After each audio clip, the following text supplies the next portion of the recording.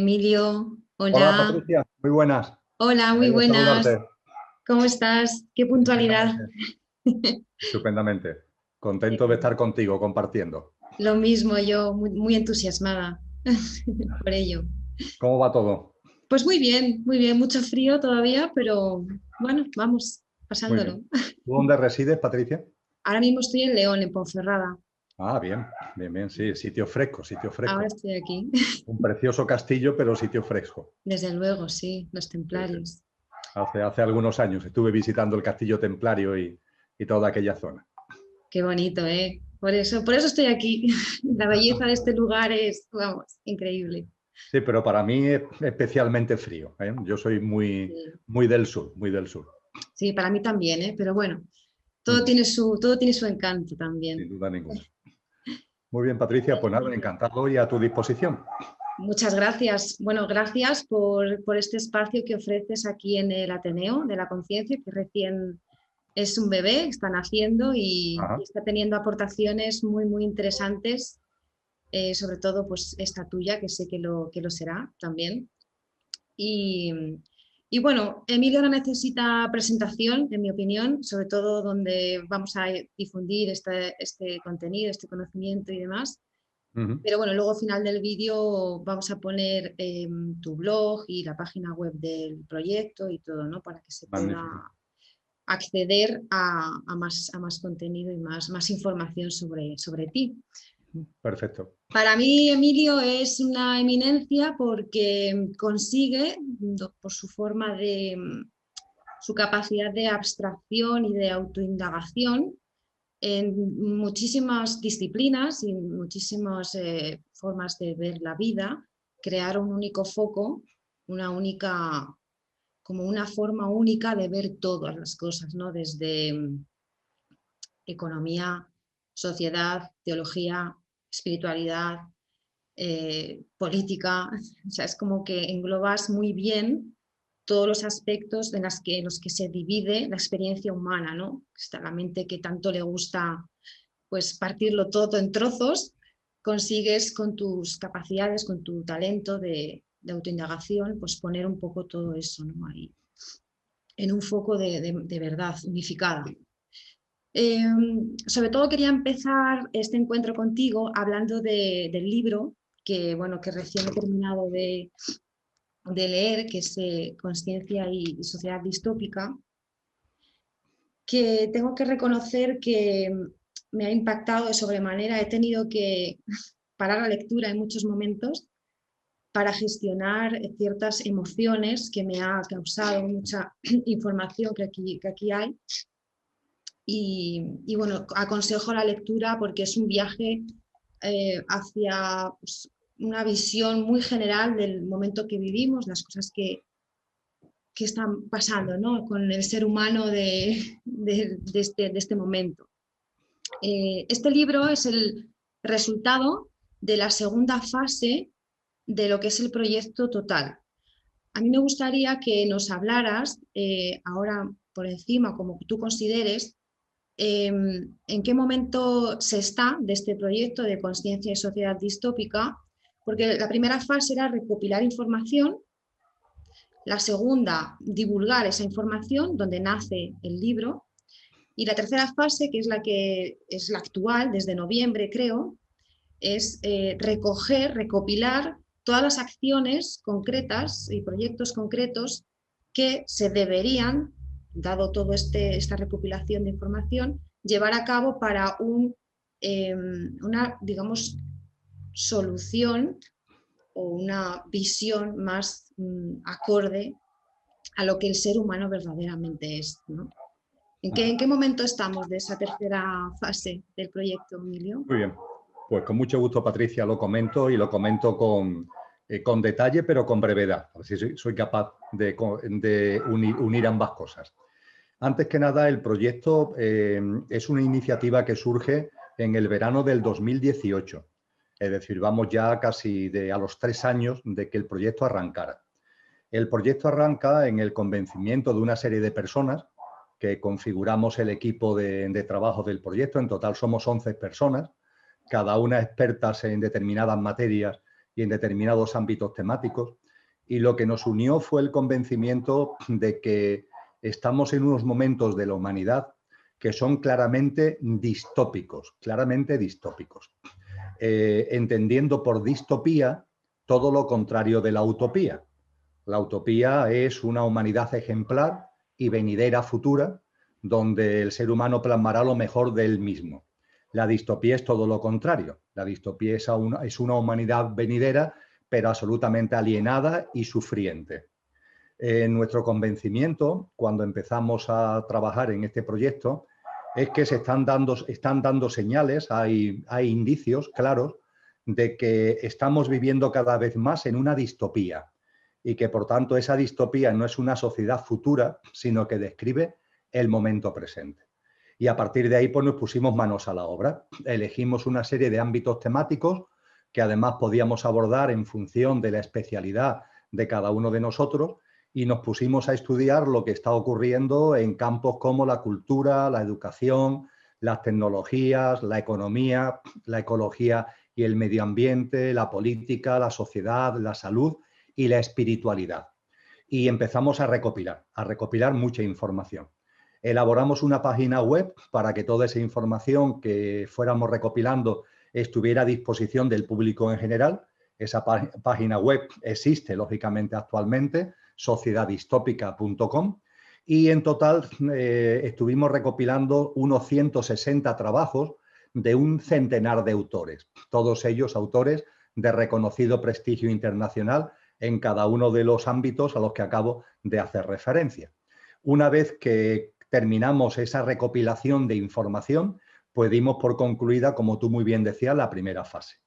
A partir de ahí ya nos situamos en septiembre, octubre del año 2019.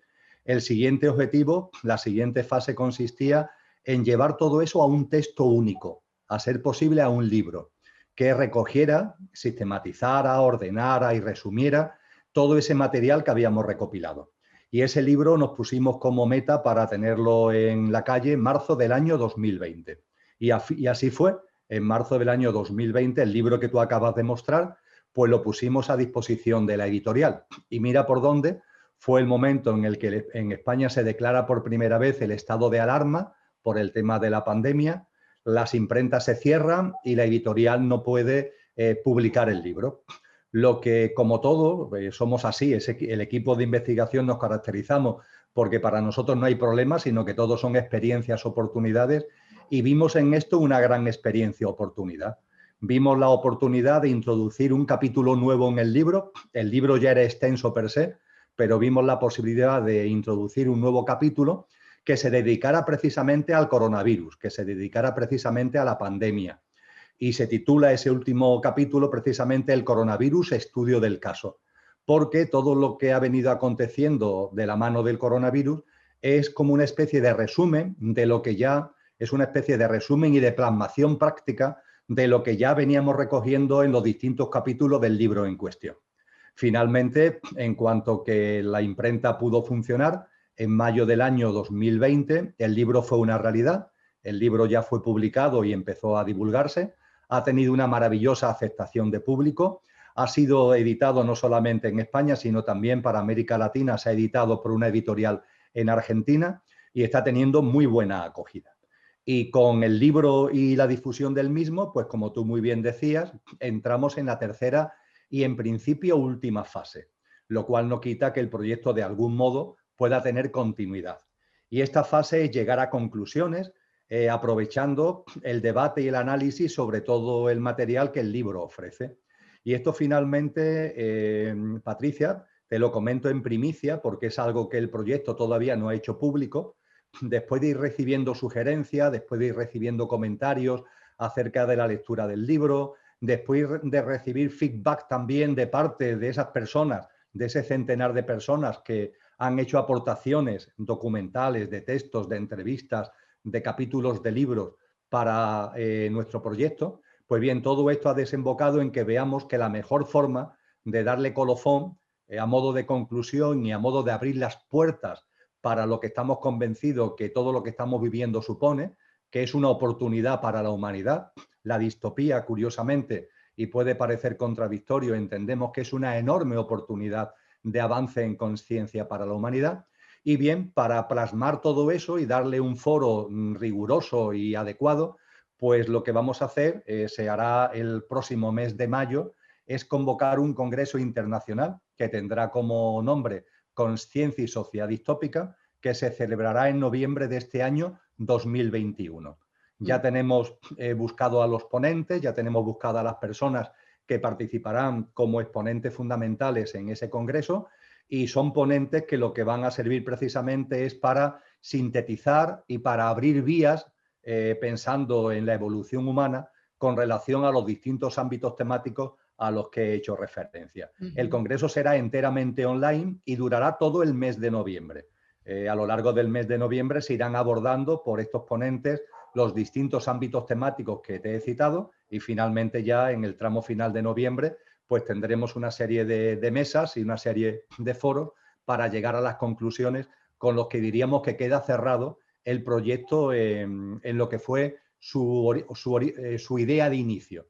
Cosa distinta es que es posible, por la cantidad de aportaciones que estamos teniendo, es que de algún modo el proyecto tenga continuidad. Brevemente expuesto, estas son las ideas básicas y el desenvolvimiento fundamental del proyecto de investigación Consciencia y Sociedad Distópica. Patricia.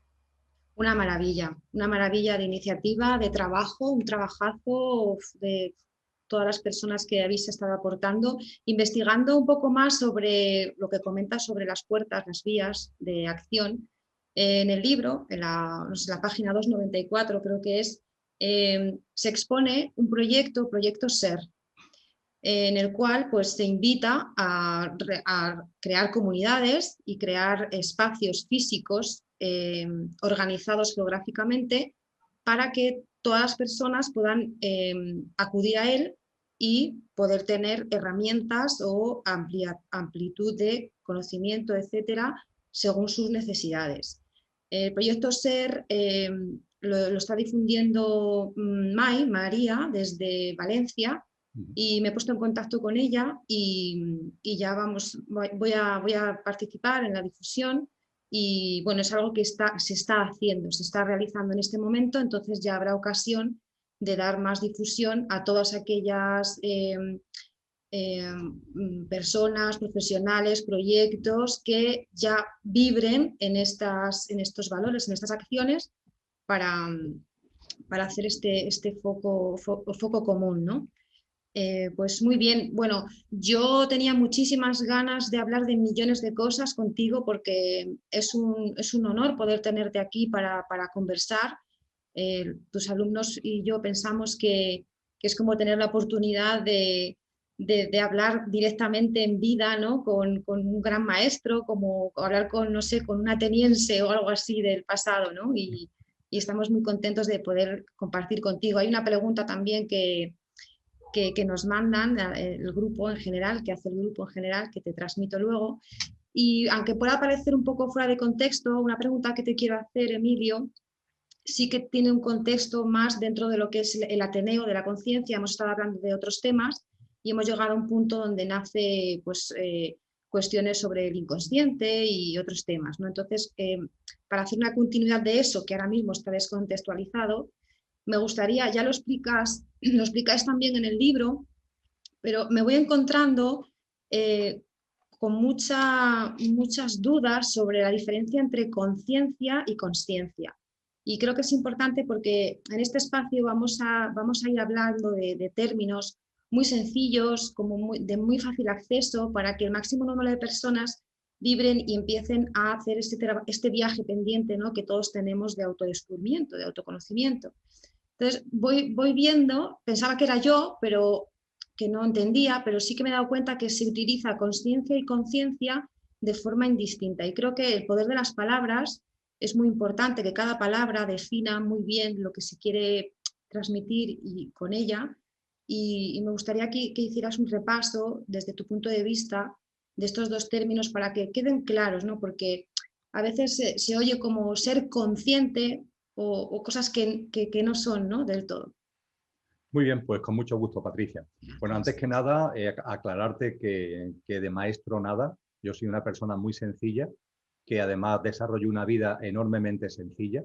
A mí me gusta decir que es una vida sencilla y alegre en la medida de lo posible, y que también intento que sea plena a través del estudio, a través de las experiencias y a través del conocimiento de la sabiduría antigua, ¿no? De esa sabiduría antigua que se ha plasmado de tantas maneras a lo largo de la historia de la humanidad, y entre ellas a través de las academias de esa antigua Grecia a la que tú hacías referencia.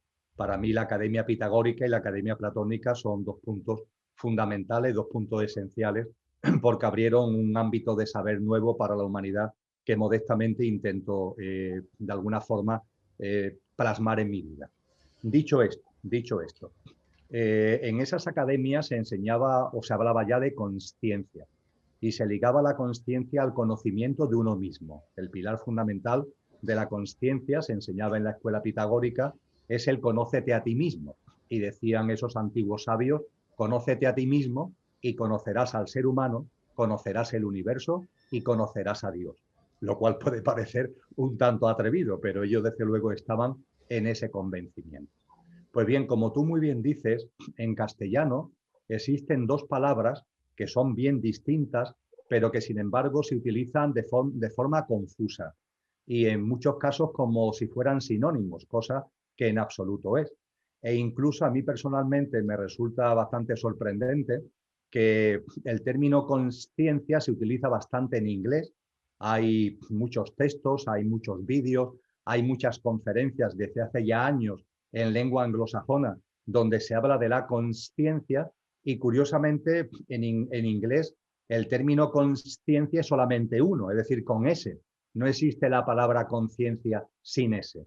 En cambio, cuando esos libros, cuando esas conferencias, cuando esos vídeos se traducen al castellano, se sigue traduciendo a conciencia, es decir, en lugar de mantener la S original del inglés, se le quita la S. Y hay una gran confusión, como tú muy bien dices, entre lo que es consciencia con S y conciencia sin S. No digamos ya en sitios donde, como el que yo vivo, en Andalucía, ¿no? Donde intentar a veces explicar esta diferencia es lingüísticamente casi imposible, porque como la S prácticamente no se pronuncia, pues se hace todavía más complicado lo que aquí vamos a compartir. Sí.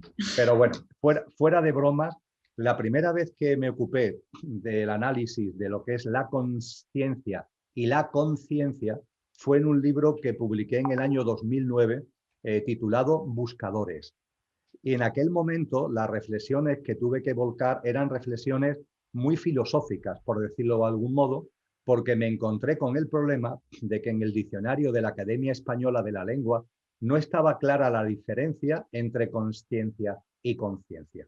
Sin embargo, a partir de ahí, posteriormente, ha habido una serie de mejoras y de reformas del diccionario que han hecho que actualmente sí contemos con la gran aportación del diccionario para diferenciar con claridad lo que es conciencia y lo que es consciencia. Con lo cual, no se trata, por tanto, de elucubraciones filosóficas o especulaciones, sino que el diccionario lo dice, el diccionario lo expone, y además lo expone muy bien. Yo creo que hay que dar la enhorabuena a los académicos, al menos en este punto, porque han sabido recoger muy bien lo que es toda una enorme tradición, una enorme sabiduría acerca de ambos términos. Pues bien, dicho esto, ¿qué dice el diccionario sobre la conciencia? Es decir, sobre esa palabra, pero sin la S, sobre la conciencia. Pues el diccionario dice sencillamente que la conciencia tiene que ver con cuestiones morales relativas al bien y al mal. Es decir, todo lo que sean cuestiones que tengan que ver con el juicio, que tengan que ver con lo que está bien y con lo que está mal, lo positivo y lo negativo y la moralidad en sentido estricto, eso entra dentro del ámbito de la conciencia. Por ejemplo, si yo hago daño a otra persona, puedo tener mala conciencia por el daño que he ocasionado a esa otra persona. Este es el ámbito en el que se mueve la conciencia, la palabra sin S. Lo que a los sabios y sabias le ha interesado a lo largo de la historia de la humanidad, sin embargo, no es esto, no es la conciencia. Los sabios y sabias han intentado sobrevolar, por así decir, las cuestiones dualistas, las cuestiones duales, las cuestiones morales, y han intentado profundizar más. Y en esa profundización es donde aparece el término consciencia con ese. ¿Y qué nos dice el diccionario del término consciencia? Pues muy bien, nos vamos al diccionario y vemos que en él se habla de lo que yo diría que es una triple capacidad. La consciencia, por tanto, vosotros en el Ateneo de la Consciencia, personalmente en la iniciativa que llevo a cabo con Ecocentro de la Academia de la Consciencia, cuando ponemos el foco de atención en la consciencia, estamos poniendo el foco de atención en una triple capacidad. Primera, la capacidad de conocimiento de uno mismo. Volvemos al conócete a ti mismo de los sabios de la antigüedad. Conócete a ti mismo, que tiene como exponente fundamental, tiene más consecuencias, lógicamente, pero tiene como exponente fundamental el que te des cuenta que como ser humano tienes dos grandes tipos de componentes. Hay una parte en el ser humano que es la apariencia y por tanto nuestra parte efímera, perecedera, pasajera, que está llamada a morir. Y hay otro componente en el ser humano que es la esencia, con el nombre que cada uno le quiera dar. Alma y espíritu le llaman los cristianos, neuma y psique le llamaron los antiguos griegos, buddhi y atma le llaman los hinduistas. Hay personas que prefieren llamarlo luz, energía, como cada uno lo quiera denominar. Hay una esencia en el ser humano que no conoce la muerte y que es imperecedera. El primer pilar de la consciencia es el conocimiento de uno mismo, que tiene que ver sobre todo con la toma de conciencia y la integración más allá de la intelectualidad para intentar llevarlo a la práctica, de que no solamente somos la apariencia efímera, sino que sobre todo y fundamentalmente somos esa esencia imperecedera. Este es el primer pilar de la consciencia, el conocimiento de uno mismo. El segundo pilar, el conocimiento de la realidad que nos rodea. Algo muy importante, Patricia. La consciencia no es solamente, que lo es, una mirada hacia adentro.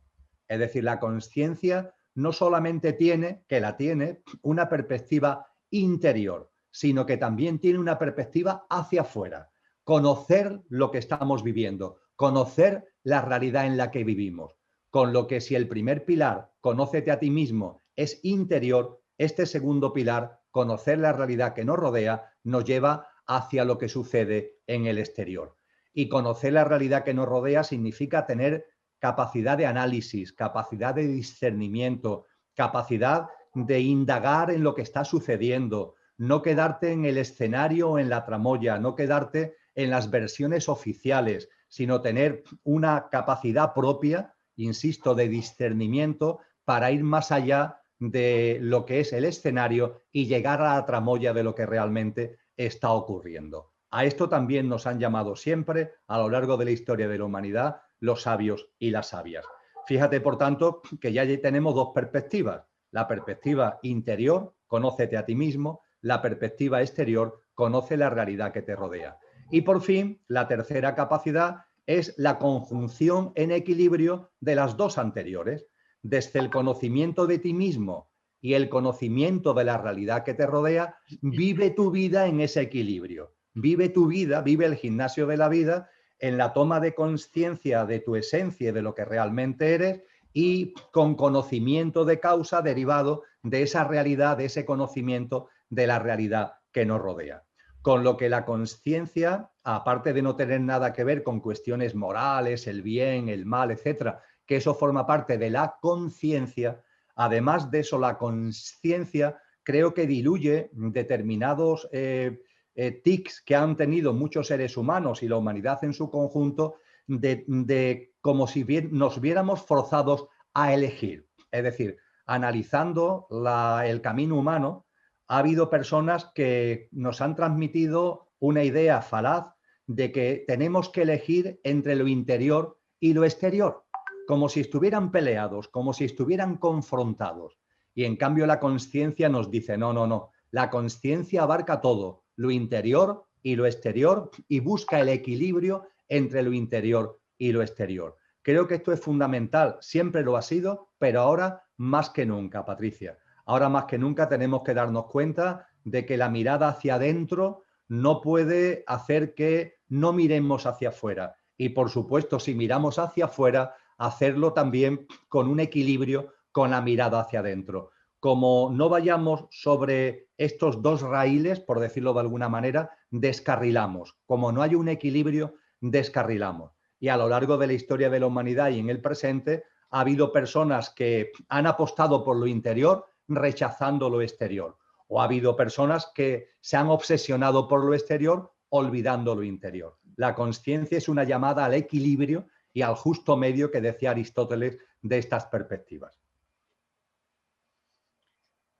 Bien.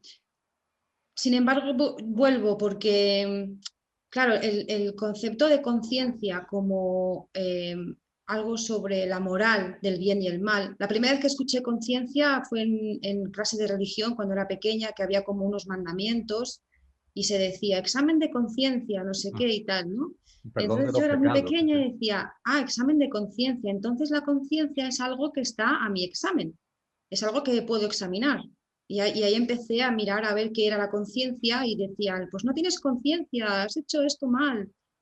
Sin embargo, me cuesta un poco verlo como alguna cuestión. Ya he leído del diccionario también, ¿no? Porque cuando hablamos, Emilio, de ampliación de la conciencia, estados de conciencia o pues eso, ampliar la conciencia, despertar la conciencia, eso no sería más, mejor dicho, despertar de la conciencia, ampliación de la conciencia, y etcétera, y no de la conciencia, porque cuando hablabas de que en otras tradiciones siempre pues, se ha hablado de distintos nombres de distintas cosas, que es lo mismo, como universo, infinito, el Tao, Dios. Ahí hacia eso es a lo que me parece que es más la conciencia. Es como esa parte absoluta, porque luego hablamos de la conciencia individual, conciencia colectiva, conciencia absoluta. O sea, eso estaría mal. Estaría mejor decir conciencia individual, conciencia colectiva, conciencia absoluta. Pero la conciencia absoluta es más conciencia. Es que sigo sin verlo claro y me encantaría darle un poco más de vueltas. No sé si lo ves necesario o no.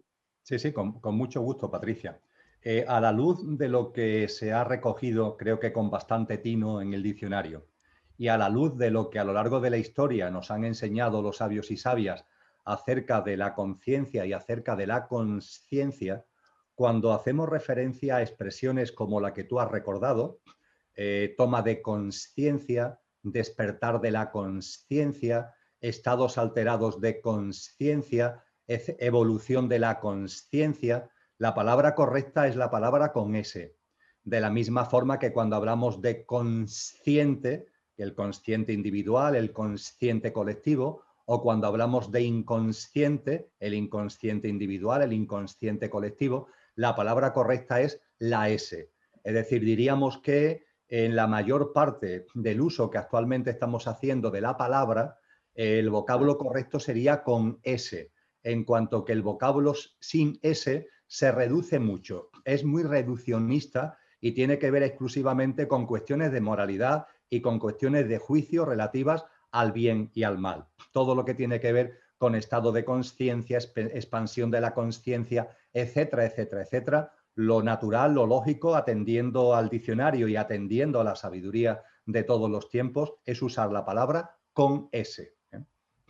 Conciencia entonces nos invita a un mundo dual, nos invita a una percepción dual del bien y del mal, lo correcto, lo incorrecto, o lo que, ¿no? Lo que está bien, lo que está mal. Y no Ahí. solamente dual, Patricia, sino además enormemente subjetivo. Yo diría que la conciencia, sin ese, es muy subjetiva. Tiene que ver con el sujeto, que se diferencia y que se separa del objeto.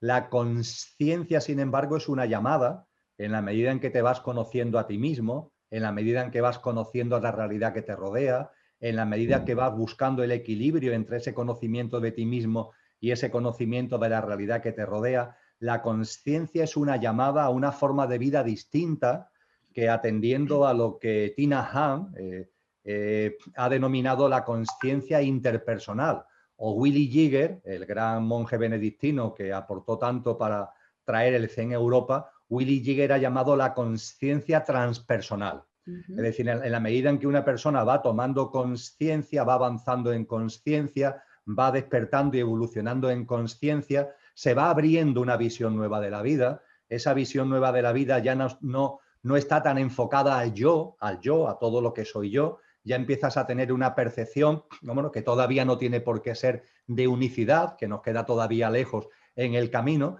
pero al menos sí empiezas ya a tener una visión de la vida distinta, una mayor reverencia por la vida, por todas las modalidades de vida, una mirada más compasiva y más empática hacia el resto de los seres humanos, esa ampliación de la mirada, esos ojos nuevos, como dijo Gandhi, tienen que ver con esa evolución de la conciencia. Es fascinante este tema, muy interesante. Cambiando de tema, bueno, también un poco a colación por el inconsciente, quería hacerte una pregunta y para eso voy a introducirla un poquito, a ver si lo consigo, o la propia introducción ya pregunta por sí misma. Si el conocimiento de mí mismo y de mi entorno, que sería lo que es hacerme más consciente, está condicionado por las capas de ilusión o las capas de falsa identidad que he ido acumulando en mi vida, eso crea un filtro por el que estoy mirando las cosas. Quiere decir, esa percepción de la realidad está condicionada por esa falsa identidad con un yo que nos hemos como construido o inventado. Entonces, teniendo en cuenta que esta famosa imagen del iceberg, donde vemos que la punta del iceberg es la parte de la que soy consciente, muy poquita, muy pequeña, y todo lo que yo soy, casi un 90 y tantos % de ese iceberg, está inconsciente, está sumergido, no es visible. ¿Vale? Entonces, es mucho, es la totalidad, yo diría que es la totalidad prácticamente, ¿no? Entonces, ¿cómo puedes relacionar tú que tienes esa capacidad de relación de muchas cosas y de abstracción, de introspección, puedes encontrar alguna relación? Si la hay, pues cómo sería, y si no la hay, por qué también, con toda esta explosión y manifestación que hay sobre temas, pues quizá menos tangibles, un poco más, o sea, más intangibles, como pueda ser, por ejemplo, pues la conexión con elementales, pues con contacto con guías, con maestros ascendidos, con hacer canalizaciones, no sé, decirte más cosas, pues otras dimensiones, vidas pasadas, el karma, ¿no? Como la reencarnación, todo esto que pues se nos escapa un poco de lo que es la comprensión así en este momento que vivimos, como vivimos ahora. ¿Hay alguna relación entre todo esto y todo esto que está tan inconsciente en nosotros? No sé si me estoy explicando bien. Sí, estupendamente, Patricia, te ha explicado. Gente que, por ejemplo, dice, pues esto viene canalizado, esto no soy yo, esto lo he canalizado, no viene de mí, o esto me viene, o creo que he visto pues a Cristo Jesús, o que he estado con un maestro, con un guía. Todo eso, que es muy interesante, y no por rechazarlo, ni mucho menos, todo lo contrario, por incluirlo todo, por el afán de incluirlo todo. ¿Hay alguna relación entre toda esa carga inconsciente, que es mucha? Muy bien, pues para analizar con el detalle que se merece el asunto, tendríamos que empezar recordando que en la vida del ser humano influye mucho el inconsciente, el inconsciente. Seguimos con la S, pero ahora poniéndole por delante el in, el prefijo. Y ese inconsciente, la primera persona que empezó a hablar de una forma rotunda acerca del mismo fue Sigmund Freud. Freud puso en evidencia de que en nuestra forma de ver la vida, en nuestro comportamiento, en nuestra conducta, influyen cuestiones que no están ahí a nuestra vista, como si estuvieran metidas en un cajón de nuestro mundo mental, pero que sin embargo están afectando a nuestra vida. Y ese inconsciente tiene que ver con experiencias de uno mismo, tienen que ver con influencias que hemos tenido, con sistemas de creencias, con paradigmas, con pautas, etcétera, etcétera, que tenemos ahí almacenadas desde que somos pequeños y que van creciendo a lo largo de toda nuestra evolución, de nuestra juventud, de nuestra madurez, y que configuran lo que podríamos denominar, para resumirlo, una especie de sistemas de creencias que ni siquiera a veces somos conscientes, de ahí el término inconsciente, de que están ahí. Lo consideramos natural cuando no es natural, es simplemente un sistema de creencia. A las aportaciones de Freud sobre el inconsciente personal, el inconsciente individual, su íntimo amigo, hasta que se pelearon, Carl Jung, ligó un segundo término muy interesante: el inconsciente colectivo. Para Jung no es solamente hay un inconsciente individual, esos sistemas de creencias, esos paradigmas e influencias que tenemos cada uno y que influyen en nuestra vida sin que nos demos cuenta, sino que también existe un inconsciente colectivo, es decir, una serie de pautas, paradigmas, sistemas de creencias que tiene la sociedad en su conjunto. Y al tener la sociedad en su conjunto, nosotros la bebemos, siendo más estrictos, aunque el término sea un poco malsonante, nosotros la mamamos desde que somos pequeños y la vamos metiendo dentro, ese inconsciente colectivo, lo vamos añadiendo a nuestro inconsciente propio. Como arquetipos. Arquetipos, efectivamente. Sí. Con lo que en nuestra vida cotidiana tenemos que tener en cuenta que ahí hay una presencia de un inconsciente individual y de un inconsciente colectivo. A partir de ahí lo importante es tomar conciencia al respecto. No hay que pelearse, no hay que rechazarlo, forma parte de la vida. En nuestros padres, en el colegio, los amigos, los medios de comunicación, la sociedad, etcétera, etcétera, las experiencias propias, las experiencias vitales de cada uno han ido conformando todo ese mundo, y ese mundo, más que rechazarlo, lo que hay que empezar es a conocerlo. El conocimiento de uno mismo, del que antes hablábamos de la esencia y de la apariencia, y también tiene que ver con irte dando cuenta de esos tics que hay en ti, de esas especies de implantes que hay en ti, y que poco a poco, a través de la toma de conciencia, simplemente a través de la toma de conciencia, se van como diluyendo. Y desde luego, el gran elemento del inconsciente, tanto el individual como el colectivo y todo unido, es la percepción de yo. La percepción de yo, y a dónde no puede llevar la percepción de yo. Vamos a ver, el yo es un logro de la evolución, sin ningún tipo de duda. El que hayan aparecido formas de vida que tienen una percepción de yo, eso es un logro evolutivo. El problema está si nos quedamos ahí. El problema está en que convirtamos lo que ha sido un logro evolutivo en un obstáculo para seguir evolucionando. A partir de ahí, cuando hablamos del inconsciente, pivota mucho en torno al pequeño yo, a lo que también en psicología se denomina el ego. Y a partir también de ahí, lo que nos han enseñado los sabios es algo muy simple. Para que ese inconsciente tenga cada vez, el individual y el colectivo, tenga cada vez menos peso en tu vida, lo importante es que lo que tú realmente eres vaya apareciendo en escena. Algo que es mucho más que el pequeño yo. Porque tú y yo, desde la esencia, todos los seres humanos, desde la esencia, somos mucho más que nuestro yo físico, emocional, mental y la personalidad a él asociada. Y lo importante es que lo que realmente somos, eso que es imperecedero, eso que tiene unas características que rompe incluso los parámetros de espacio-tiempo, porque tiene una vida que trasciende la realidad material.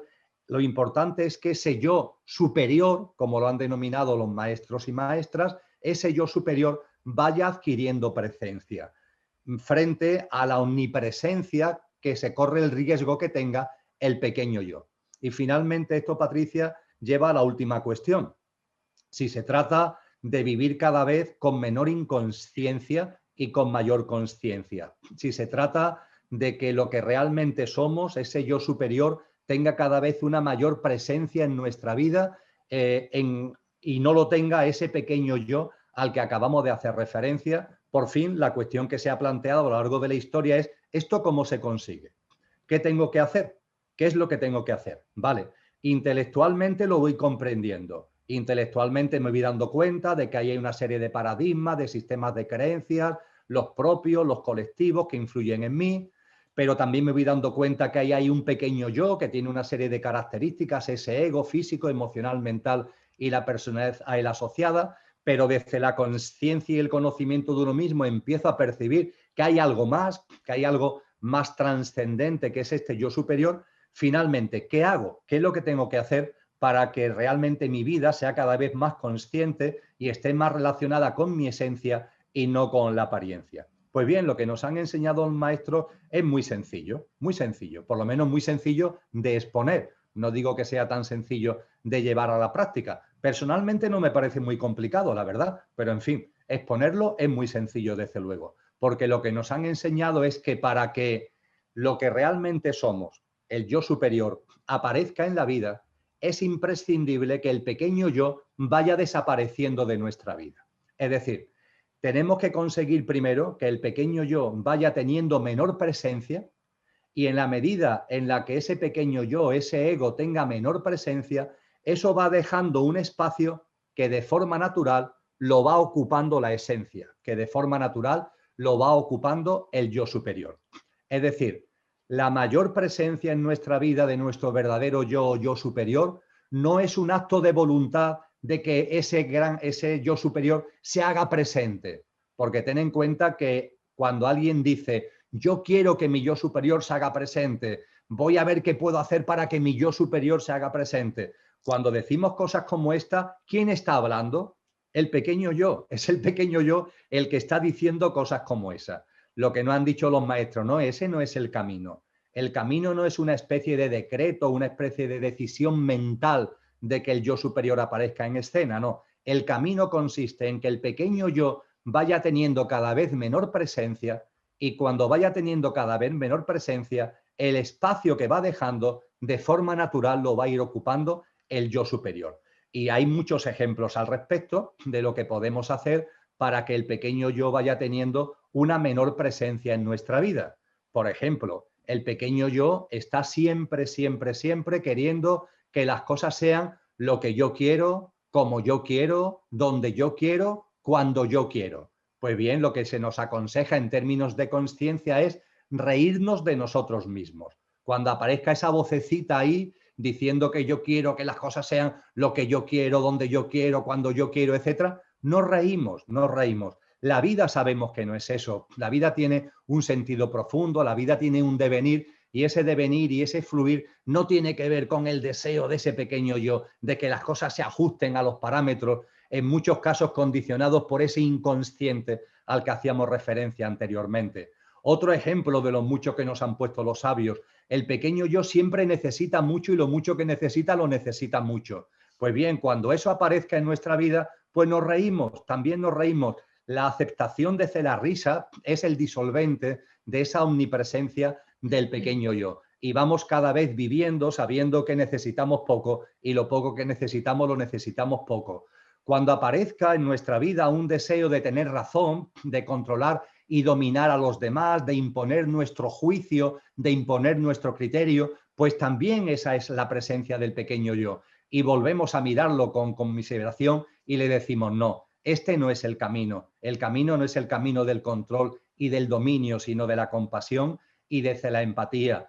Cuando nuestro pequeño yo nos lleva o nos quiere llevar a un ritmo de vida trepidante, culto a la velocidad, siempre corriendo, hay que también reírse, hay que pararse y hay que decir, no, este no es el camino es una vida sencilla, más tranquila, más pausada, más sosegada, más calmada. Son pequeños ejemplos, Patricia, podía seguir con muchos más, a través de los cuales, como prácticas, el pequeño yo se va como retirando. Y en la medida en que el pequeño yo se va retirando, el yo superior va apareciendo de forma natural cada vez con más fuerza. Y termino, para no dejar ninguna de las cuestiones que tú has planteado, diciendo lo siguiente. Muchas veces, cuando hacemos referencia a contactos con otras dimensiones, a contacto con seres espirituales, a canalizaciones, etcétera, etcétera, muchas veces, demasiadas veces, Patricia, eso tiene que ver con el mundo del pequeño yo. Ciertamente, el yo superior, por su característica, que no es de este mundo, aunque está encarnado en este mundo, lo que realmente somos, tiene todas esas capacidades.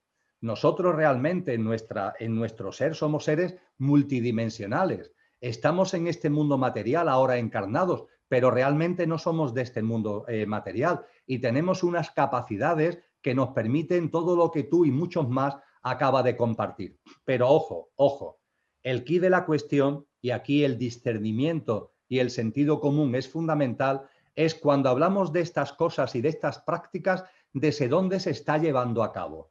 Desde la fantasía del pequeño yo, desde el aturdimiento en conciencia que tiene el pequeño yo, desde un deseo egoico del pequeño yo de querer acceder a cosas importantes desde el propio pequeño yo, o estamos hablando en cambio de que efectivamente ese yo superior va ya poco a poco tomando presencia en nuestra vida y a partir de esa toma de presencia cada vez mayor vamos recordando vidas pasadas, vamos teniendo intuiciones e inspiraciones.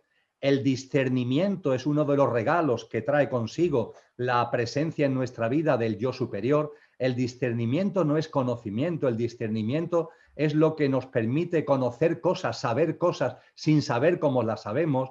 El discernimiento nos regala intuición, nos regala inspiración, nos regala confianza en la vida, nos permite ver las pautas, los patrones, las señales, las causalidades que hay en la vida, y todo eso tiene que ver con esa mayor presencia del yo superior. Pero son muchos los casos, Patricia, y concluyo, en donde todo este bagaje maravilloso que tiene que ver con lo que realmente somos, de forma prematura, hay personas que alegan que lo están haciendo y realmente no lo están llevando a cabo, porque están haciendo todo eso desde un sucedáneo, desde una tergiversación que tiene que ver con un pequeño yo que pretende, quiere, desea, pero realmente bajo ningún concepto está teniendo otra cosa que meras fantasías y meras, por tanto, ficciones que desgraciadamente muchas personas consideran reales.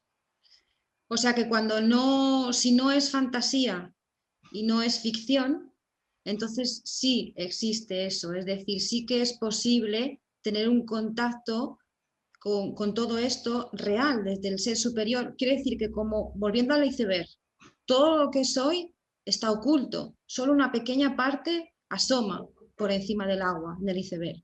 Entonces todo lo que está debajo es inconsciente. Hablábamos con Paloma Crisóstomo la semana pasada cómo el niño pequeño, cuando somos niños, vamos escondiendo y vamos guardando todo lo que somos al nacer, ¿no? Amor, felicidad, energía, todos los atributos que le damos al ser, ¿no? Ser superior, lo somos ya al nacer. Vamos guardándolo, creando esa parte de inconsciente.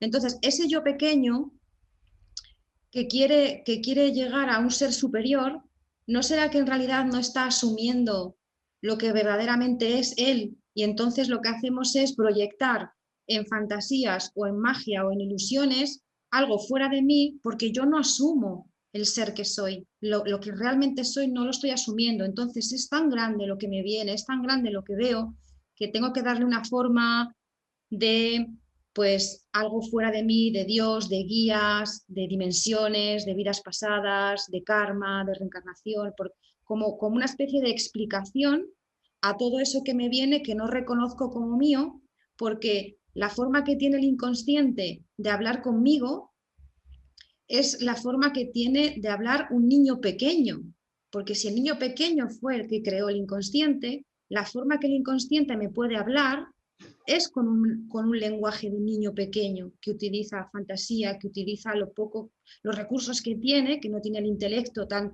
desarrollado o el lenguaje desarrollado, utiliza ese lenguaje de fantasía o de magia para poder sacar a la conciencia lo que es inconsciente desde las capacidades de un niño pequeño. Y ahí se pueda eso transformar en proyecciones maravillosas de cosas fuera de mí, pero que soy yo. Porque yo conozco mucha gente y hablo con muchas personas, ¿no? Están muy convencidos y yo, claro, yo por supuesto que quiero integrar todo eso en la verdad.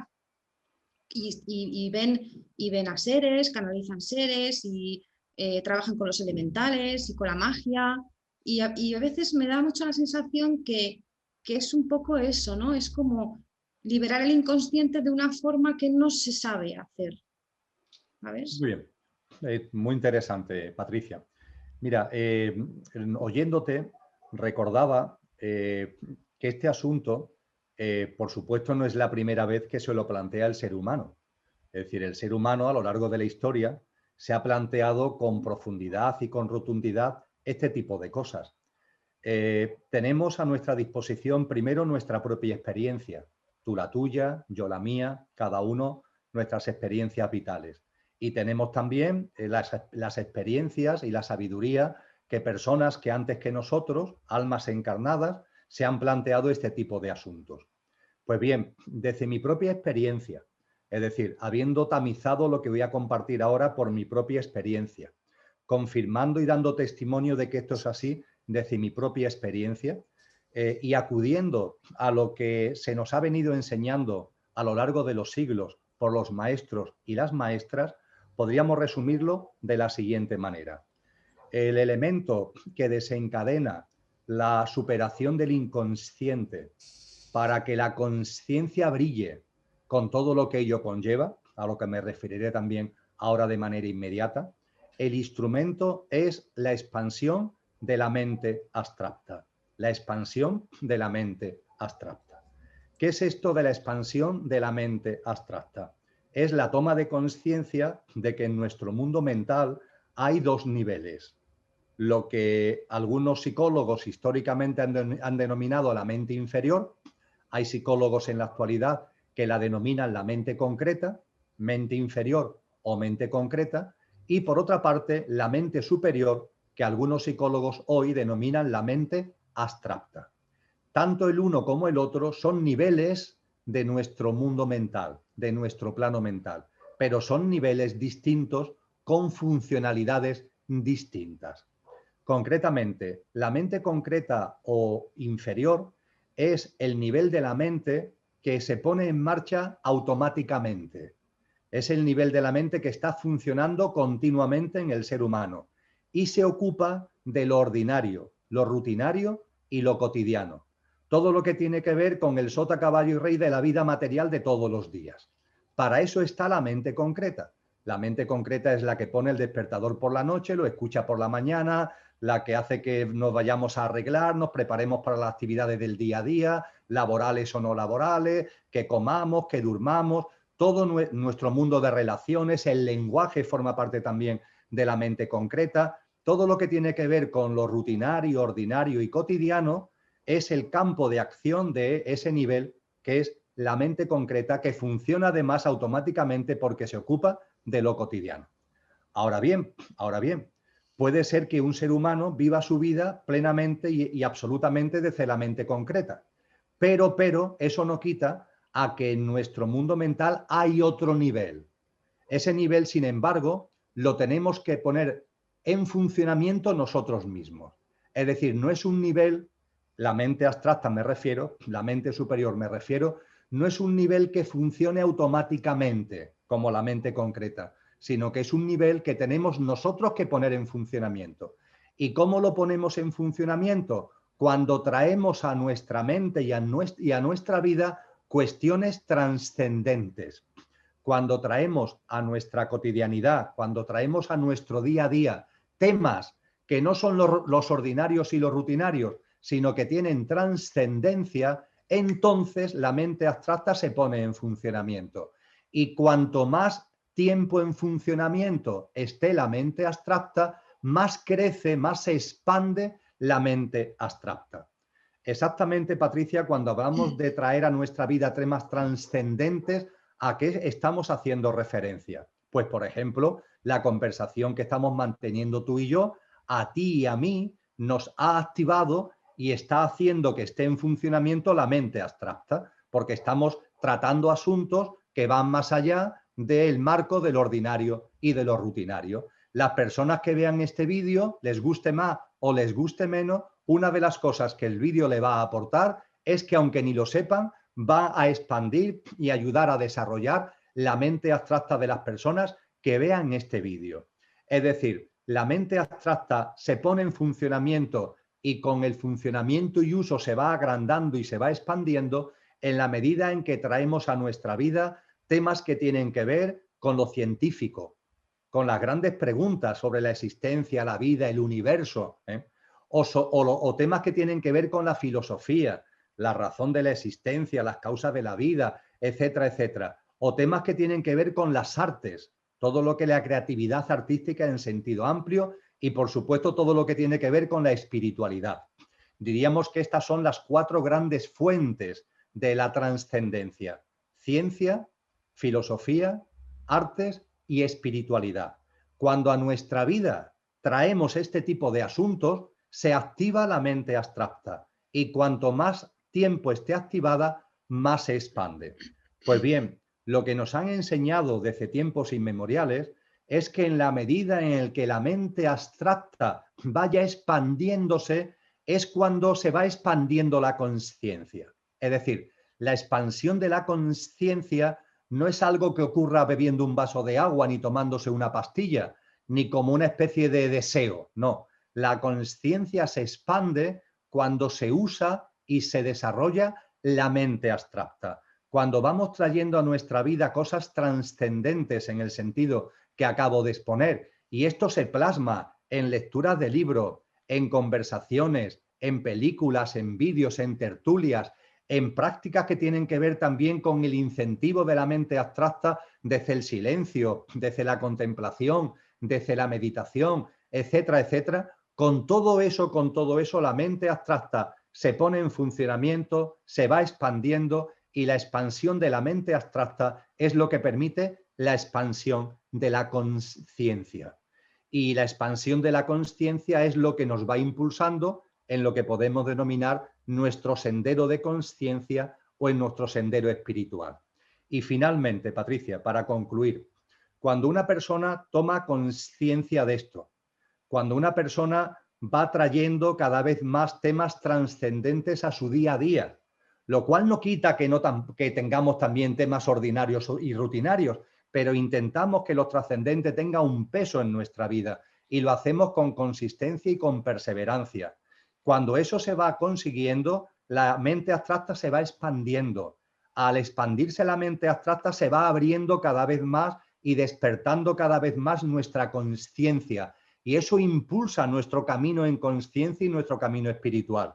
Pues bien, en la medida en que vamos por ese camino, en la medida en que avanzamos por ese sendero, en el ser humano se van poniendo en funcionamiento capacidades que, si no expandes la consciencia unido a la expansión de la mente abstracta, esas capacidades no se van a poner en funcionamiento. Es decir, en todos los seres humanos hay capacidades. En el lenguaje del yoga, en los famosos Yoga Sutra de Patanjali, el libro fundamental, ¿no?, de la ciencia del yoga, se le llama siddhis. Hay unos siddhis en los seres humanos, en todos, que están durmientes. Están ahí en potencia, pero no están patentes. Y esos siddhis, esas capacidades durmientes, ¿cómo se activan? ¿Cómo se hacen patentes? Pues en la medida en el que vamos avanzando, gracias al desarrollo de la mente abstracta, en el camino de la expansión de la consciencia. En la medida en que eso vamos avanzando, esos siddhis van apareciendo de manera natural.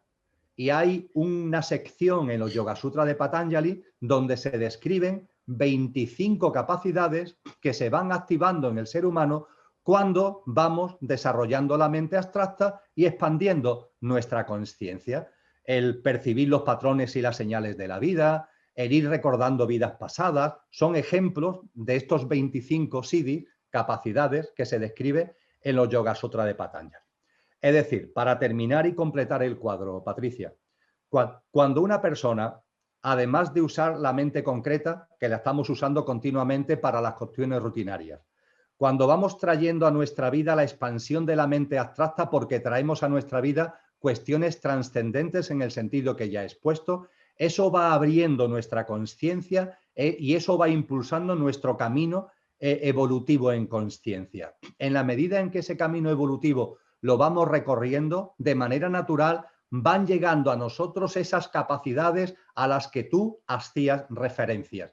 Y son capacidades verdaderas que se están activando de la forma natural, como fruto natural. Cosa totalmente distinta es que cuando una persona está en el mundo de la mente concreta, para nada ha desarrollado su mente abstracta, no está, por tanto, en el camino de la consciencia y, sin embargo, quiere que estas capacidades entren en funcionamiento. Eso es un imposible, Patricia, simplemente un imposible. Y eso es un autoengaño, porque el pequeño yo, ahí volvemos al pequeño yo, enfrascado en lo cotidiano, en lo de la mente concreta, en lo rutinario, le suena bien todo este tipo de poderes, de capacidades, de facultades, y pretende de alguna forma hacer lo suyo. Pero para que de verdad en una persona, en un ser humano, estas capacidades lleguen, el camino es el camino natural, no el camino de forzar, no el camino de la fantasía o el camino de la invención, sino es el camino natural. Y el camino natural es muy sencillo. Desarrolla la mente abstracta, trae lo trascendente a tu vida, expande tu mundo mental superior. Eso va a ir abriendo cada vez más tu conciencia. La conciencia va a ir diluyendo la inconsciencia. Y en la medida en que la conciencia vaya teniendo una mayor presencia en tu vida, esas capacidades durmientes van a ir activándose de manera absolutamente natural. Este sería el resumen del recorrido, por decirlo de alguna manera. ¡Buah, qué fascinante! Iba a hacer la última pregunta, pero con esto que has expuesto me ha surgido la penúltima. Y ya está, y ya te dejo. Voy a poner un caso mío, personal, para que sirva. Yo siento algunas cosas, ¿no? Estaba dudando si decirlo, exponerlo o no, pero bueno, quiero decir, ¿cómo puedo? Porque yo rechazo algunas cosas, porque me da la sensación que voy a conectar con lo verdadero, conecto con el ser, con lo que es más auténtico en mí, y hay como un olvido, un pequeño rechazo a ciertas cosas que se me presentan, que pues las rechazo porque siento que vienen del plano de la fantasía, del plano de inconsciente que se quiere liberar. Es como que de alguna manera digo, vale, por aquí no lo voy a hacer, sé que hay algo aquí latente queriéndose liberar, pero como yo me creo que es una parte de mi inconsciente que se quiere expresar, pues no le hago ese caso de esa manera, voy a otras fuentes a hacer otras cosas para que sea de una forma más, como más sencilla, más natural, más espontánea, ¿no? ¿Cómo hacer caso a todo esto que sobreviene cuando uno pues no lo cree? Porque a veces digo, bueno, ¿qué hago? ¿Me pongo a hablar con algo que no sé qué es, que en realidad soy yo, porque creo que soy yo misma, ¿no? Entonces, no sé cómo decirlo sin que parezca así como demasiado íntimo, ¿no? Pues no sé, por ejemplo, como alguna conversación que se te presenta, que está en tu interior y notas que no es un pensamiento o que es una reflexión tuya, notas como una especie de desdoblamiento en la parte mental, en la parte del pensamiento, donde notas que es que no es tu voz, que es que no eres tú, ¿no? O experiencias que te invitan a dar un paso más hacia algo como demasiado vasto, demasiado infinito, demasiado grande. Y entonces, ¿tú crees que es entregarte a ello y dejar que surja? Porque claro, cuando no sabes de dónde viene, es la mente, ¿no? El pequeño yo, la mente quiere controlar. Entonces, claro, es como me abro a la locura, me estoy abriendo a algo loco. O sea, mantengo esa experiencia, la permito venir, porque me da la sensación, pues a veces que es como muy locura, ¿no? Me parece que es como la demencia total. El exponerme o el darme, o el ofrecerme a mí misma en esa experiencia algo que yo creo, yo en mi sistema, creo que no es verdadero, que no viene realmente de lo que verdaderamente siento que soy. Bien, podríamos hablar, Patricia, de que hay dos pruebas del algodón. Cuando aparecen este tipo de circunstancias en la vida, este tipo de percepciones, este tipo de vivencias, este tipo de sensaciones, podríamos decir que hay dos pruebas del algodón, que tiene que ver con lo que hemos hablado de la mente abstracta, por una parte, y tiene que ver, por otra parte, con nuestro mundo emocional. Comienzo brevemente por esto precisamente. Cuando una persona tiene percepciones extrasensoriales, cuando tiene percepciones que van más allá de lo que calificamos vulgarmente como lo común, como lo normal, lo primero que yo invito, y lo practico conmigo mismo, es a una pregunta fundamental. ¿Cómo estoy emocionalmente en estos momentos?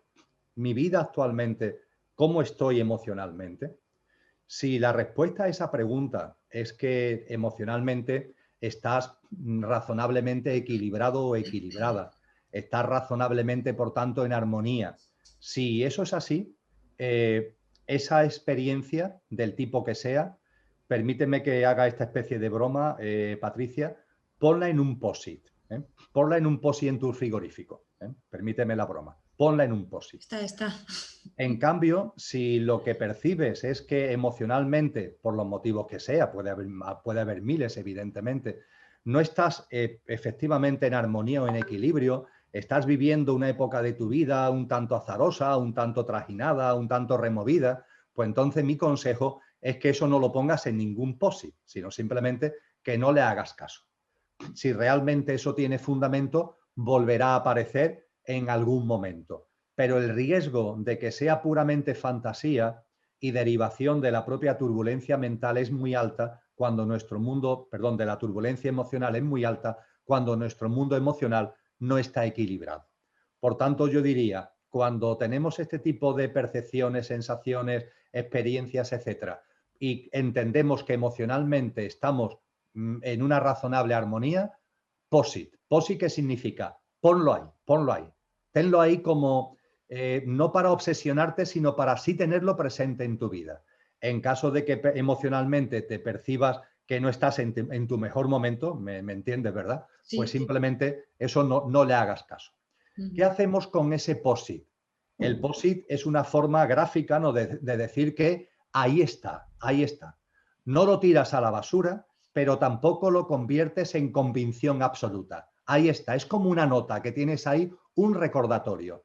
Y a partir de ahí, Patricia, vamos a ir dejando que la vida nos vaya dando más pistas. Porque cuando estamos ante algo real, la vida nos va dando más pistas. Es muy importante no engancharse a la experiencia. Por eso hablo de un POSIT, para no engancharse en ella. Porque yo también he conocido personas que han tenido experiencias verdaderas, no fruto de la imaginación, de turbulencias emocionales, pero se han quedado tan enganchadas a la experiencia que eso, en lugar de ayudarle a avanzar en conciencia, que para lo que esta experiencia llegan a nuestra vida, pues le han quedado como anquilosado, ¿no? Entonces, no nos enganchamos a la experiencia, la hemos vivido, consideramos que razonablemente es verosímil, la ponemos en el POSIT y dejamos que la vida vaya dando más pistas, que la vida vaya dando más señales y que la vida vaya poniendo las cosas en su sitio. La primera prueba del algodón, por tanto, tiene que ver con nuestro mundo emocional. Y la segunda prueba del algodón es la mente abstracta. Personalmente, Patricia, cuando una persona habla conmigo de este tipo de asuntos, de este tipo de experiencias, pero por lo que ella misma me dice o yo sé, es una persona que está todo el día enfrascada en la mente concreta y que realmente lo trascendente no tiene ningún peso en su vida, yo personalmente a mí mismo no me daría ninguna credibilidad. Es decir, si mi mente abstracta no está ahí moviéndose, no está ahí abriéndose, no está ahí desarrollándose, este tipo de experiencias realmente, si esa mente no se está desarrollando con el consiguiente efecto de la expansión de la mente abstracta en la expansión en conciencia, el riesgo de que este tipo de experiencias sean fantasías del pequeño yo es muy alto. De modo y manera que cuando antes hablábamos de la prueba del algodón de lo emocional, ¿verdad? Ahora hablaríamos de la prueba del algodón de la mente abstracta. Si esa persona o tú mismo o tú misma estáis desarrollando, cada uno a su ritmo, pero estáis ahí en el proceso de uso y de desarrollo de la mente abstracta, volvemos al POSIT, lo ponemos en el POSIT. En caso de que no, en el caso de que la realidad es que estoy todo el día en modo mente concreta, en lo ordinario y rutinario, y lo trascendente no tiene ningún peso en mi vida, pues entonces esa experiencia aparente no la pongo en POSIT, sino que simplemente la tiro a la papelera. Sería la forma, evidentemente hablando de manera muy coloquial, pero creo que se entiende, los dos grandes razonamientos, las dos grandes pruebas de algodón que pondría sobre la mesa.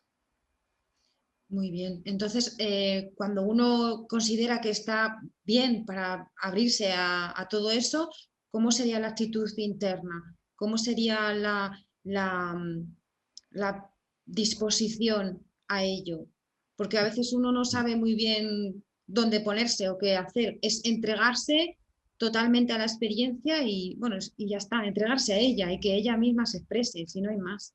Es Sí, eso es. confiar en la vida, Confiar. Patricia, confiar en la vida, permitir que la experiencia se vaya desenvolviendo. Eso es. Insisto en la importancia de no engancharte, ¿eh? Mm, No ponerla en tu tarjeta de visita, ¿eh?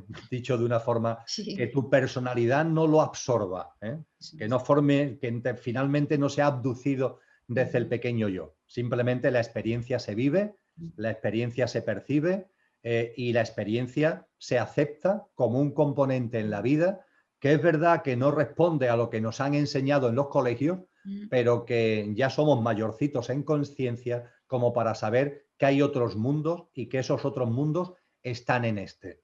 Y esos otros mundos están ahí a nuestra disposición porque realmente nosotros somos mucho más que la apariencia efímera y tenemos ese componente fundamental que es nuestra esencia imperecedera, que tiene capacidad absoluta para conocer y para vivir todos esos mundos. Entonces, lo vamos viviendo, entre comillas, con normalidad, sin expectativas, sin metas y sin engancharnos a las propias experiencias.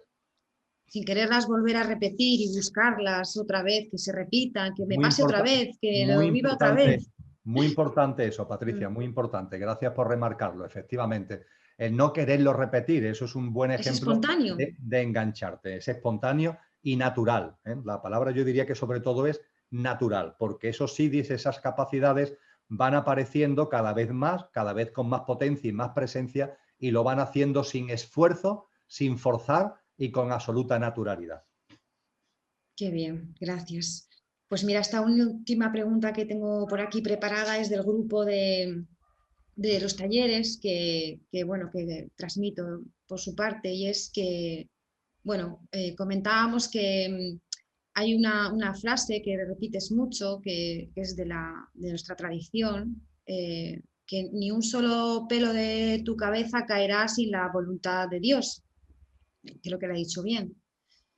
Entonces, preguntábamos que si venimos con unas experiencias programadas y hay cosas que ya están elegidas por nosotros antes de venir, etcétera, ¿cómo se conjuga eso con el libre albedrío? ¿Cómo se conjuga la voluntad de Dios, que Él, como que, bueno, de Dios hablamos como lo absoluto, la inteligencia absoluta, con el libre albedrío que traemos también? Como son dos cosas que comentas mucho y hablas mucho, pues surgió esta pregunta hace unos días. Muy bien. Bueno, antes que nada, esa frase tan magnífica de Cristo Jesús, de que ni un pelo de tu cabello se cae si no es por la voluntad del Padre, obviamente, Patricia, hay que entenderla en su contexto, hay que entenderla en el escenario donde Cristo Jesús lo explicita y por tanto hay que comprender su significado profundo. El significado profundo de esta preciosa frase de Jesús de Nazaret no es que haya por ahí una especie de Dios antropomórfico, que esté decidiendo por nosotros, sino que es una llamada clara y rotunda a darnos cuenta de que en la vida no hay casualidades, de que en la vida no hay casualidades, de que la vida está llena de sincronías, de que la vida está llena de causalidades y de que todo en la vida tiene su sentido profundo.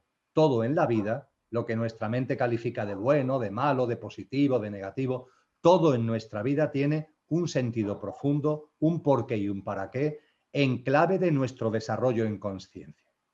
Dicho esto, cuando nuestra alma se proyecta a este plano humano para volver a encarnar, cuando tu alma individualizada se ha proyectado para encarnar en Patricia, cuando mi alma individualizada se ha proyectado para encarnar en Emilio, cuando nuestras almas se proyectan para una nueva encarnación, vienen siempre con un objetivo de desarrollo en conciencia y de desarrollo espiritual. Es decir, vienen siempre con el objetivo de que esa nueva vida sea una oportunidad para aumentar nuestra conciencia, de la que venimos hablando desde el principio.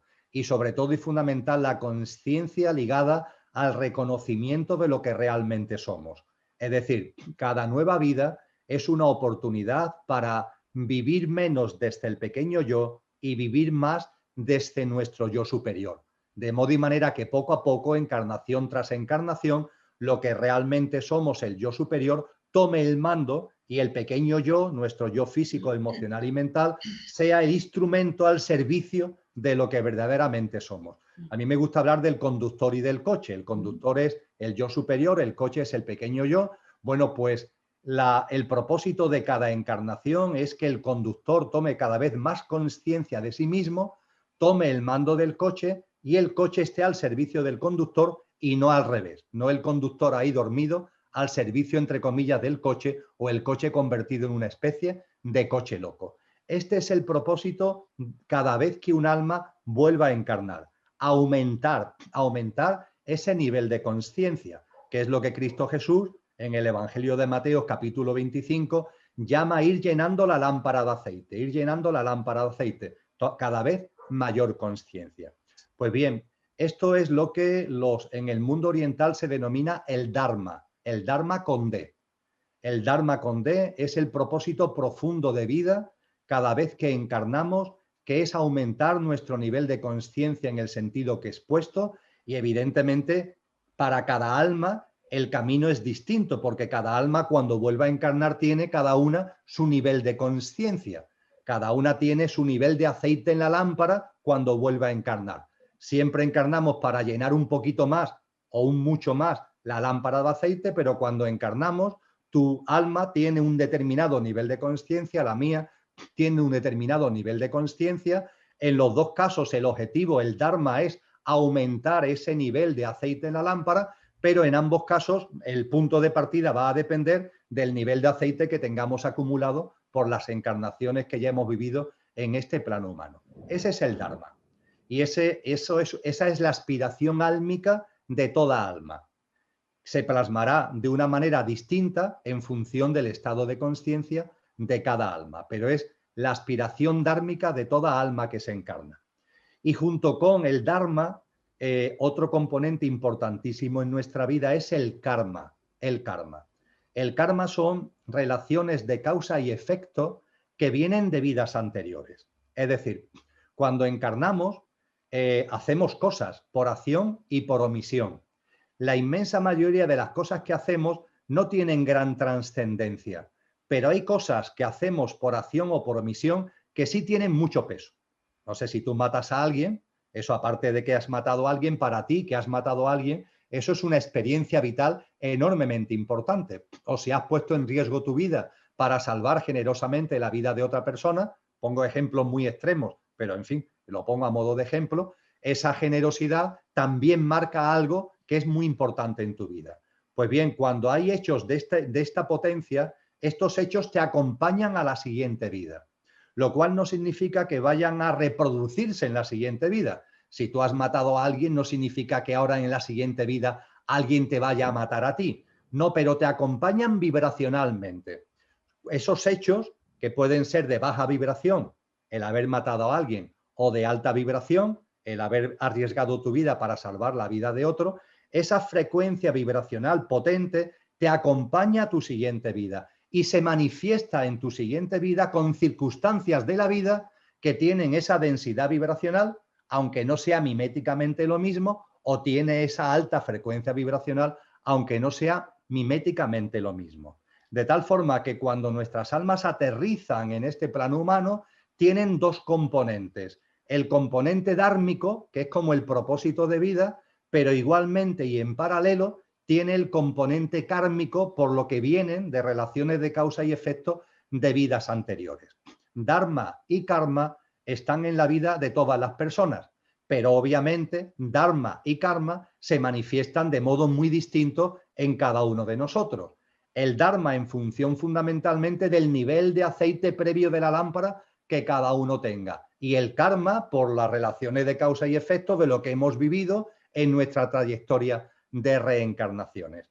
Y cuando estamos aquí, finalmente, por supuesto que también hay libre albedrío. Es decir, está ese horizonte, vamos a llamarlo así, que es nuestro Dharma, está el karma que va a ir apareciendo a lo largo de nuestra vida de una manera o de otra, con más potencia, con menos potencia, en función de lo que hayamos vivido, y todo eso a su vez es un marco que vamos a gestionar nosotros en libre albedrío y sin predeterminismo. Con lo que cuando hablamos de que todo tiene un sentido profundo, Cuando hablamos de que todo tiene un porqué y un para qué, Patricia, no estamos hablando de determinismo, estamos hablando de que cuando hay algo que aparece en mi vida, lo que sea, yo sé que eso tiene que ver con mi dharma y con mi karma, o con mi dharma o mi karma. Yo sé que eso tiene que ver con mi propósito de vida y tiene que ver también, o puede tener que ver, con esas relaciones de causa y efecto que se están manifestando de otras vidas, pero que se están manifestando en esta. Pero a partir de ahí, eso delimita el qué. Eso delimita el qué. El hecho, la situación, la persona, las circunstancias. ¿Y dónde interviene el libre albedrío? En lo más importante, en el cómo vivo el qué. En el cómo vivo el qué. Que ni un pelo de tu cabello se cae si no es por la voluntad del Padre significa que nada de lo que sucede en tu vida es por casualidad. Ni lo que tu mente llama positivo, ni lo que tu mente llama negativo. Todo tiene un sentido profundo.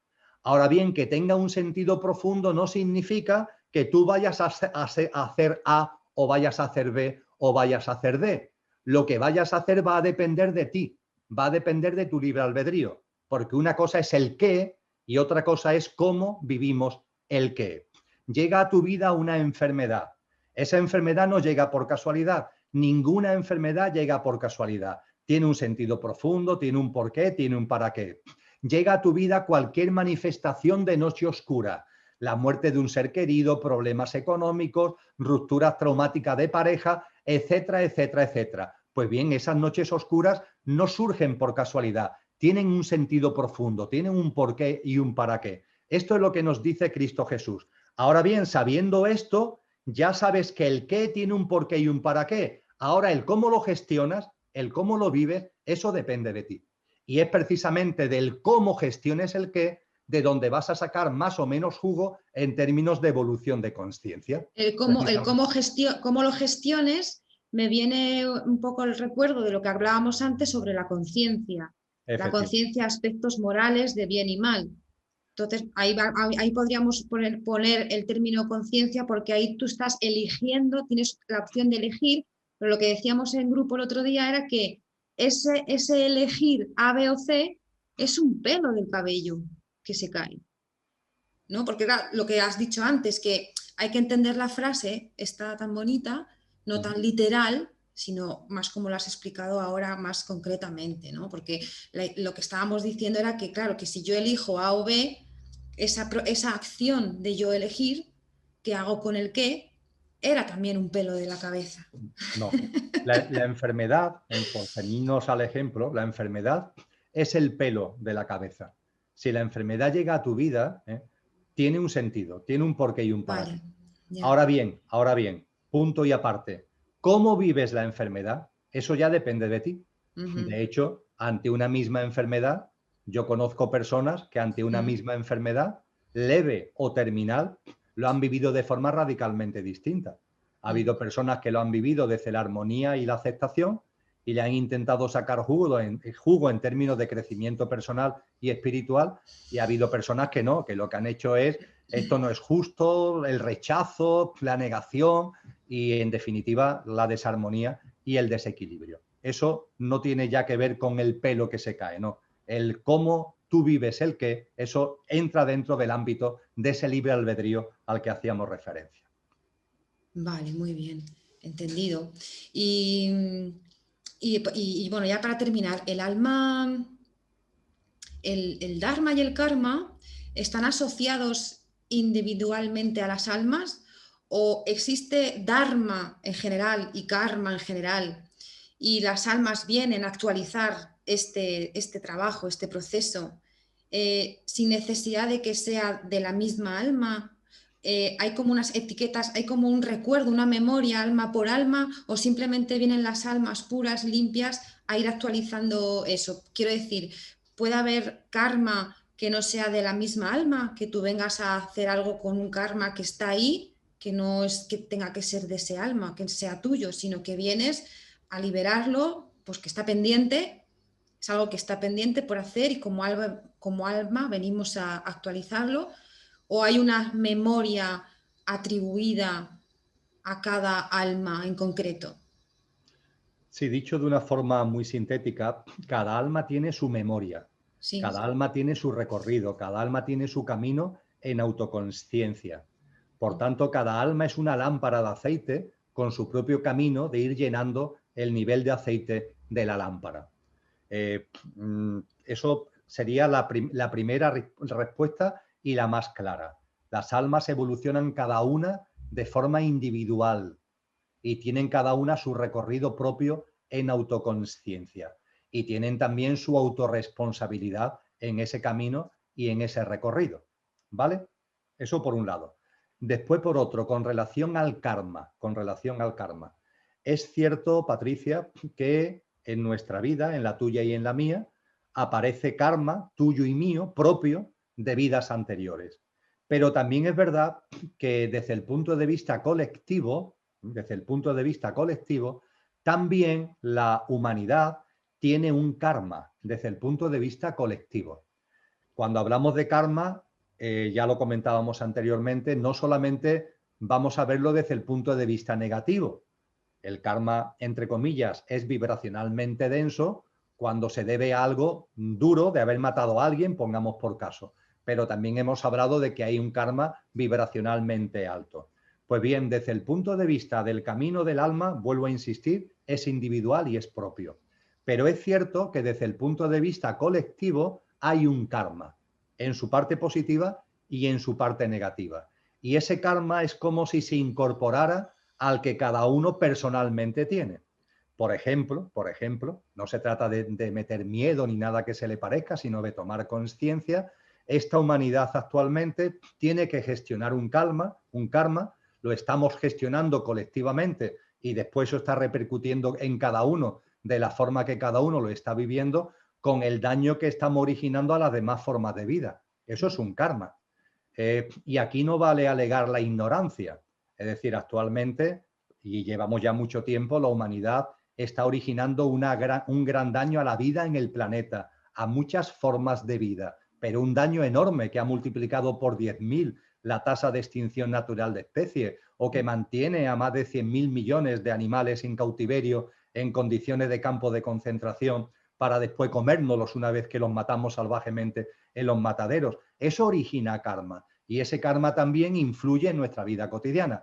Pero esto no lo digo para meter miedo, sino que seamos conscientes, por tanto, de que cuando hablamos en particular de karma, independientemente de que el camino de cada alma es su camino propio y su camino individual, pero también inciden algunos factores kármicos, positivos y negativos, que tienen que ver con acciones colectivas.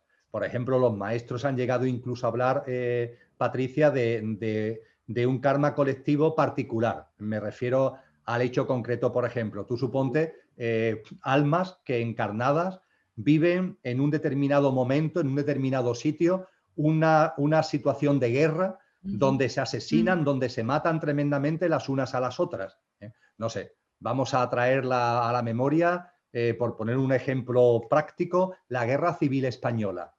Bueno, pues la Guerra Civil Española, en un territorio muy pequeñito, la España de entonces, una serie de millones de almas encarnadas viven un conflicto entre ellas que la llevan a matarse, a asesinarse, a hacer auténticas barbaridades de persecución, etcétera, etcétera. Bueno, pues lo que nos dicen los maestros es que esas almas, con toda seguridad, van a tener que volver a encarnar en un escenario donde ese karma lo puedan gestionar. Es como una especie de, no es de repetición de vida, porque las cosas no se repiten, sino la vibración de alguna forma tiene que aparecer en ese camino. Y esas almas, cada una tiene su propio recorrido, cada una tiene su propio camino, pero de algún modo tendrán que volver a encarnar colectivamente en un mismo territorio, en unas mismas circunstancias, para de algún modo poder gestionar, como siempre sucede en el karma, en términos de crecimiento de conciencia, esas circunstancias vitales. Termino recordando que karma viene de una palabra sánscrita cuya raíz es kri, que significa creatividad. Por tanto, el karma no aparece en nuestra vida, el karma particular o ese karma colectivo al que acabo de hacer mención, no aparece en nuestra vida para castigarnos, sino para que, en lugar de quedarse ahí como incrustados en nosotros, en una especie de inconsciente, el karma hace que todo eso aflore para que lo podamos vivir, para que lo podamos experienciar y en el cómo lo experienciemos, que eso nos ayude a crecer en consciencia. Con lo que el karma tiene que ver también con la evolución de la consciencia y tiene que ver con esa creatividad dirigida a la expansión de la consciencia. Qué bien, muchas gracias, Emilio. Es maravilloso escucharte y viajar, porque cuando hablas, yo viajo. Viajamos, aprendemos un montón y bueno, y muchas gracias por compartirte tanto todo lo que aprendes, lo que experimentas, porque está claro que demuestras todo el tiempo que es muy experiencial, todo viene de tu propia experiencia y eso es lo más importante. Que está vivido. Entonces ahí es diferente lo que hablábamos, ¿no? Todo el tiempo. Me gustaría, bueno, insistir muchísimo en la lectura del libro porque te pone en un contexto yo lo llamo un golpe de realidad. Leerte este libro es un golpe de realidad que supongo que no, yo incluso no estoy muy preparada para algunas de las cosas y supongo que pues no todos, pero abrir la mente para dar la oportunidad a las cosas que sean como realmente son y no como queremos que sean. Y me gustaría enseñar en un momento, a ver aquí, el blog de Emilio, El cielo en la tierra, donde, bueno, aquí podemos ir viendo muy actualmente, muy actualizado, está pues todas las novedades y demás, y también los encuentros mensuales que Emilio hace, están aquí también en este acceso, y una visita con tiempo o tenerla siempre ahí a mano, esta maravillosa web que está asociada al libro también, que es el mismo proyecto.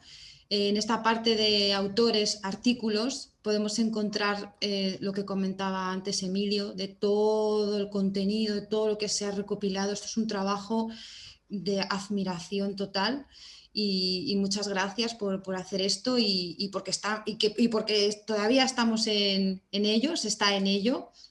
Y me gustaría también, bueno, tener más oportunidades de, según vayan surgiendo estas dudas, estas inquietudes, podértelas plasmar en otra ocasión, todo lo que vamos recogiendo y lo que nos van haciendo. Y luego, pues bueno, la página proyectoser.org que se va a empezar a crear, que todavía no existe, y a ver si a través de Proyecto Ser pues también podemos poner en común toda esta información de todo tipo, porque es lo que decíamos antes, ¿no? A nivel espiritual, político, económico, teosófico, psicológico, es que entra todo. Entonces tenemos ahora la oportunidad de coger todo, es la era del conocimiento, ¿no? Cogerlo todo, tenemos todo a nuestra disposición y Emilio pues, y su equipo, pues todo, pues cómo lo hacen de bien, ¿no? Cómo sintetizan y explican las cosas uniendo todos los campos. Y muchas gracias, Emilio. Es un regalazo lo que has hecho aquí al Ateneo y espero que podamos tener ocasión de seguir compartiendo, investigando cosas tan fascinantes, ¿no? que hablan de nosotros, de lo que realmente somos, ¿no? Pues muchas gracias, Patricia, por vuestra invitación.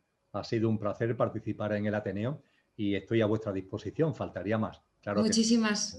Habrá ocasiones en lo que llamamos futuro, que no es sino el momento presente. ¡Uy, qué tema más interesante! Otro tema muy interesante. Muy bien, pues muchas gracias, Patricia. Muchas gracias. Un abrazo grande a ti y a Lola. Hasta pronto. Hasta muy pronto.